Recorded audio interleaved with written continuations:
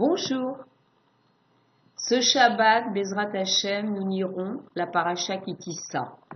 Et cette paracha contient énormément de choses.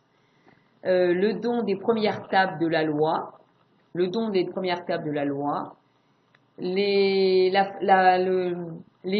donc aussi des deuxièmes tables de la loi.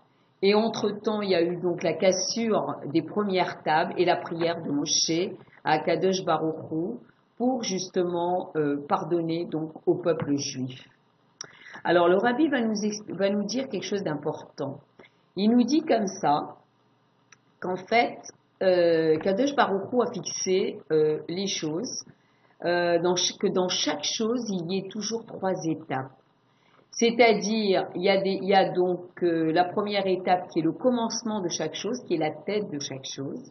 Il y a la chose elle-même, donc c'est la deuxième chose. Et la troisième chose, c'est la réalisation de tout ce qui a été donc au commencement.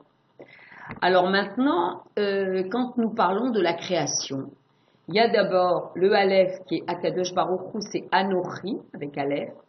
Le Bet, donc c'est la Bria, c'est effectivement donc la création du monde. Et la troisième, donc c'est la Géoula. Le monde doit arriver à sa plénitude avec Mashiach. Et donc Kadosh Baruch Hu avait l'intention, donc il a eu la volonté donc de créer le monde. La deuxième chose, il a fait donc une rétraction de lumière qu'on appelle en hébreu le Tzimtzum pour pouvoir laisser la place au monde, c'est-à-dire Bria, Yetzira et Asya, afin donc que nous puissions donc résider nous-mêmes dans ce monde et faire donc une résidence à Kadosh Baruch Hu. Et la troisième chose, effectivement, c'est donc la Géoula. C'est-à-dire que le monde doit revenir à sa situation antérieure qui était le premier jour, le dévoilement d'Hachem, donc dans le monde. Alors maintenant, en ce qui concerne donc les premières tables de la loi, Moshe, nous savons que Moshe est monté 40 jours donc au mont Sinaï pour recevoir ces tables de la loi. Et donc le 16 Tammuz, un jour avant qu'il redescende, Kadosh Baruch Hu lui dit comme ça, ton peuple est en train de se corrompre. Et donc le 17, Moshe est descendu et il a vu le peuple qui a fait donc le veau d'or. C'est-à-dire que en fait, le Satan les a trompés, ils ont vu Moshe mort, et comme certainement qu'ils n'ont pas eu de patience, donc en fait, ils ont fait le veau d'or. Alors à ce moment-là, Moshe, qu'est-ce qu'il a fait? Il a cassé les tables, il les a cassées. Et alors, en fait, le Kadosh Baruch Hu lui a dit, donc il a un peu regretté ça, mais Kadosh Baruch Hu lui a dit, tu n'as rien à regretter. De toute façon, Yashar Kochecha Sheshavarta, c'est-à-dire c'est bien que tu as cassé ces tables. Alors le rabbi pose la question, il nous dit, mais comment c'est possible qu'il a pratiquement reçu des félicitations de Be'etzem Moshe d'Akadosh Baruch Hu parce qu'il a cassé les tables. Alors en fait, alors justement, la faute du veau d'or, elle a laissé la place au Balei Tchouva. Ça c'est déjà une chose. Et deuxième chose, c'est que dans les premières tables de la loi, il n'y avait que les 5 livres de la Torah et le Sefer Yoshua. Mais dans les deuxièmes tables, on a eu les Haggadot, on a eu les Midrashim, on a eu la Halacha et on a eu les 24 livres du Tanakh. Alors en fait, on a donc gagné. Par rapport à cette faute, nous avons gagné. Et le Rabbi, justement, et dans la Sira, il va nous parler justement du niveau des Balei Tchouva. Il va nous dire que justement les premières tables de la loi, c'était le niveau des tzadikim. Elles étaient tellement élevées que le monde ne pouvait pas supporter cette lumière. Donc, et il nous a fallu donc les deuxièmes tables de la loi, où c'est Moshe effectivement qui a donc écrit cela. Donc ça venait de la main quand même d'un homme. C'est vrai que c'était Moshe Rabbeinu, c'est Ish Elohim, mais ce n'était pas Kadosh Baruch Hu lui-même.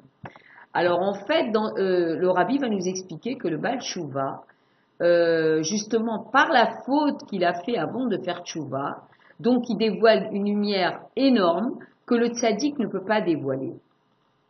Et il faut savoir que notre génération, nous sommes une génération de Balei Tshuva. Et donc, en fait, on peut, cette faute du vaudeur, en fait, elle nous a entraînés, elle nous a donné la possibilité, donc, de faire tchouva. Et c'est, dans notre vie de tous les jours, c'est exactement ce qui se passe. C'est-à-dire qu'effectivement, on ne fait pas des fautes exprès. Ça, c'est sûr, il n'est pas question de dire je fais des fautes, Dieu va me pardonner, certainement pas. Mais en fait, si on peut arriver à faire quelquefois des fautes sans s'en rendre compte, alors il faut et qu'on s'en rende compte après. Donc il faut savoir qu'en fait c'est une descente par rapport en vérité à la montée. Et cette montée, en vérité, on peut la voir que par la descente. Et la descente, en vérité, cette irida, il y a déjà la aliyah dedans. Ce n'est pas, il faut pas rentrer dans la tristesse et dire ah comment je vais faire, etc. Non, certainement pas. C'est-à-dire que tout de suite, il faut se remettre en question parce qu'en fait, aujourd'hui, nous ne sommes plus comme il y a 30 et 40 ans où la personne, vraiment, elle était dans l'obscurité totale. Aujourd'hui, nous avons, Baruch Hashem, la Torah Tageoula. Le Rabbi Melech HaMashiach nous encourage tout le temps en nous disant quand même que le peuple juif, c'est pas n'importe quoi. Nous sommes des rois, des fils de rois. Et à ce titre-là, donc, on peut remonter très, très vite.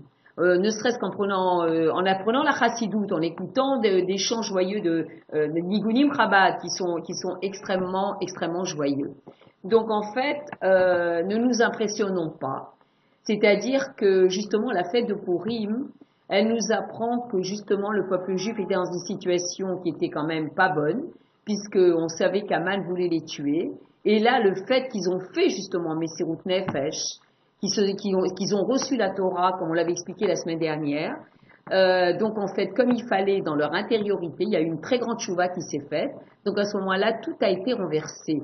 Et c'est justement ce que veut nous dire le Rabbi, c'est qu'en fait, par notre tchouva, on renverse tout. On n'agit pas seulement sur nous, mais aussi dans le monde. Et là, pour Purim, c'est vraiment le naforou, c'est-à-dire on transforme toute l'obscurité en lumière. Alors que Bezrat Hashem, nous renversons toute cette obscurité en lumière par le travail que nous allons faire pendant ces jours-ci, et que Bezrat Hashem, nous soyons tous au Beth Amikdash avec le Rabbi Melech HaMashiach à notre tête. Yechi Adonenu Morenu Verabenu Melech HaMashiach Leolam Vaed.